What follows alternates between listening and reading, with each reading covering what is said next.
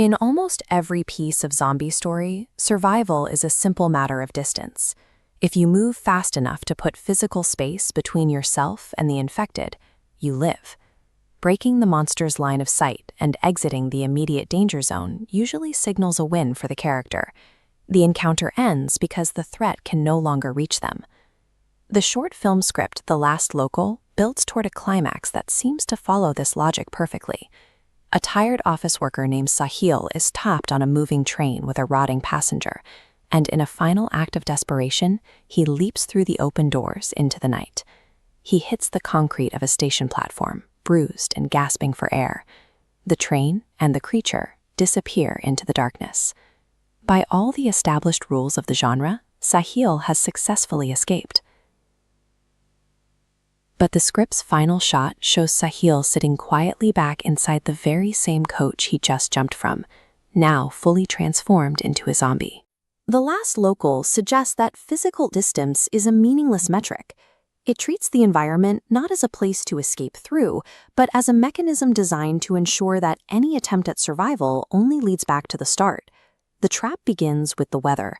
The New Delhi railway station is introduced during a heavy rainstorm, turning the platform into a dark concrete island. Sahil isn't looking for monsters. He's preoccupied with the exhaustion of a long workday. His only goal is catching the last train home so he isn't stranded in the storm. This pressure to get home causes him to ignore the physical state of the Palwal local as it pulls in. While the script describes peeling paint and burned coaches, Sahil only sees the blue doors of a standard passenger car.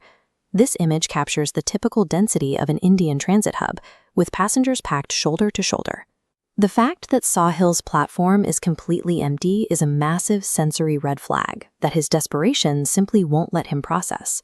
The story uses the routine anxiety of a daily commute to override his survival instincts. By making him more afraid of the rain than an empty train, the script ensures he steps into the trap. Inside, the rain vanishes, replaced by heavy silence. Flickering bulbs reflect off scorched black walls. To keep him from turning back immediately, the script provides a moment of relief. Sahil sees a man at the far end of the coach calmly reading a newspaper, a sight so normal it allows him to sit down and lower his guard. This is a calculated manipulation of the audience's expectations. Placing a calm figure in a threatening environment ensures Sahil is relaxed just as he is most vulnerable to ambush. The newspaper lowers to reveal the pale eyes and rotting flesh of the passenger. The mundane reality Sahil clung to is gone. The creature doesn't move like a person. It covers the coach with impossible speed the moment Sahil tries to reach the exit. Sahil reaches the door, but he's too late.